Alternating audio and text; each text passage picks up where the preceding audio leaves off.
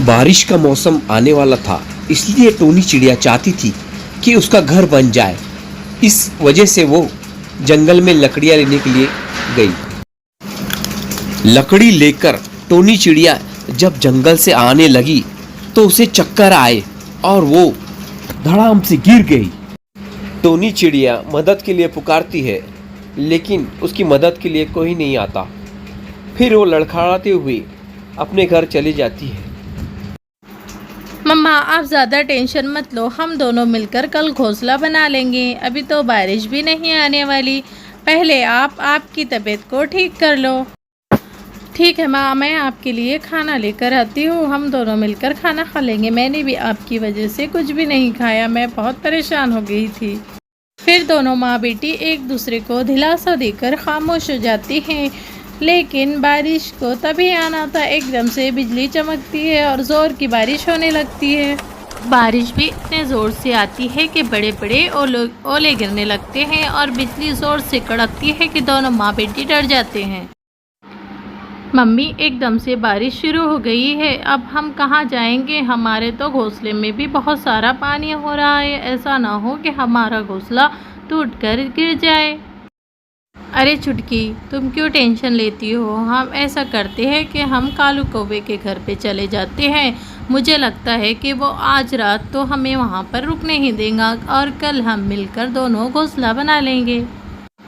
ठीक है, फिर चलो मेरे साथ, हम कालू कौवे के घर चले जाते हैं और आज रात वहीं पर रुकते हैं, उससे मदद मांग लेते हैं। फिर टोनी चिड़िया और उसकी बेटी मदद मांगने के लिए कालू कौवे के पास इतने ओले और बारिश में जाते हैं। टोनी चिड़िया और चुटकी दोनों बुरी तरह से भीग चुके थे। वो कैसा भी करके कालू कौवे के घर तक पहुंचती है और ज़ोर ज़ोर से दरवाज़ा खटखटाती है। कालू भाई दरवाज़ा खोलो। कालू भाई, मैं बहुत परेशान हूँ, मेरी बेटी और मैं पानी में भीग रहे हैं, हमारे ऊपर बहुत बुरी तरह से बर्फ़ और बारिश गिर रही है। अरे ओ गोरी कौवी, इतने बारिश में कौन आ गया है हमसे मदद मांगने के लिए? रुको, अभी मैं जाकर देखता हूँ, अगर कोई रहा तो उसे अंदर बुला लूँगा और आज रात उसे यहीं रुकने देते हैं। नहीं नहीं कालू जी, कोई ज़रूरत नहीं है अंदर बुलाने की, पहले ही हमारा घर तो बहुत छोटा है और मुझे लगता है कि टोनी चिड़िया है, क्योंकि उसी की आवाज़ है।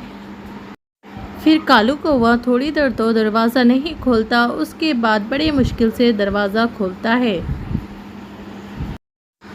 कहो टुनटुनी, क्या काम है और इतनी बारिश में हमें क्यों परेशान कर रही हो? जल्दी बोलो, मुझे बहुत सर्दी लग रही है। कालू भाई, मैं चाहती हूँ कि आज रात आप मुझे और मेरी बेटी को आपके घर में रुकने दें। कल सुबह होते से ही मैं अपना घोंसला बनाना शुरू कर दूँगी। आज रात बहुत बारिश हो रही है और मेरे घोंसले में बहुत ज़्यादा पानी भर चुका है, ऐसा ना हो कि हम दोनों डूब जाए। अरे नहीं नहीं टुनटुनी, तुम्हें तो पहले ही पता है कि मैं और गोरी तो इस घर में बड़े मुश्किल से रहते हैं और तुम्हें आज रात मैं कैसे रुकने दूँ? तुम कहीं और जाके मदद मांग लो। ये कहकर कालू कौवा अंदर चला जाता है और टुनटुनी चिड़िया बहुत ज़ोर ज़ोर से रोने लगती है। वो कहती है कि अगर मैं बीमार पड़ गई तो मुझे कोई फ़र्क नहीं पड़ता, लेकिन मेरी बच्ची को कुछ नहीं होना चाहिए। एक काम करते हैं चुटकी, हम ऐसा करते हैं कि हमारे घोंसले में ही आज की रात गुजार लेते हैं। ठीक है मम्मा, इस बारिश में भीगने से बेहतर है कि हम हमारे टूटे फूटे घोंसले में ही रहे। मम्मा, क्या आपको कुछ सुनाई दे रहा है? मुझे एक पक्षी की चीखने की आवाज़ आ रही है। चलो देखते हैं, अगर कोई परेशान रहा तो हम उसकी चलकर मदद कर देते हैं। फिर दोनों माँ बेटी उस आवाज़ की तरफ चली जाती हैं जहाँ से पक्षी की आवाज़ आ रही थी। पहले तो माँ बेटी बहुत ज़्यादा ढूंढती है पर उन्हें कोई पक्षी नहीं मिलता। फिर बहुत देर के बाद एक पक्षी नज़र आता है जिसके पंख टूट चुके थे। अरे आंटी, आपको क्या हो गया है और आप इस बारिश में और इस तूफ़ान में इस दरख्त के नीचे क्यों पड़ी हो? अरे गुड़िया, मुझे एक दुष्ट जानवर ने पकड़ने की कोशिश की, लेकिन मैं किसी तरह अपनी जान बचाई और इसलिए मेरा पंख टूट गया। मैं कब से मदद मांग रही हूँ पर मेरी मदद कोई नहीं करता, बड़ी मुश्किल से तुम लोग यहाँ पर आई हो। फिर टोनी चिड़िया और उसकी बेटी उस चिड़िया को सहारा देकर अपने घर पे लेके आ जाते हैं। टोनी चिड़िया अपने घर पे बस पहुंचने ही वाली थी कि हवा के ज़ोर से टोनी चिड़िया का घोंसला ज़मीन पर धड़म से गिर जाता है। ये देखकर टोनी चिड़िया बहुत ज़ोर ज़ोर से रोने लगती है और फिर एक रात वो एक दरख्त के नीचे ही गुजारते हैं।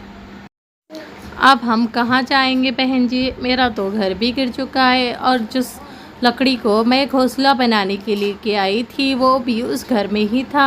अब मुझे नई लकड़ी ढूंढना पड़ेगा। टोनी चिड़िया ज़ोर ज़ोर से रोने लगती है। तभी एक रोशनी से निकलती है और जो चिड़िया थी वो एक परी में बदल जाती है। अरे चुटकी, यहाँ पर जो चिड़िया बहन थी वो कहाँ पर गई है? जैसे ही दोनों ऊपर की तरफ देखती है तो हैरत में पड़ जाती है।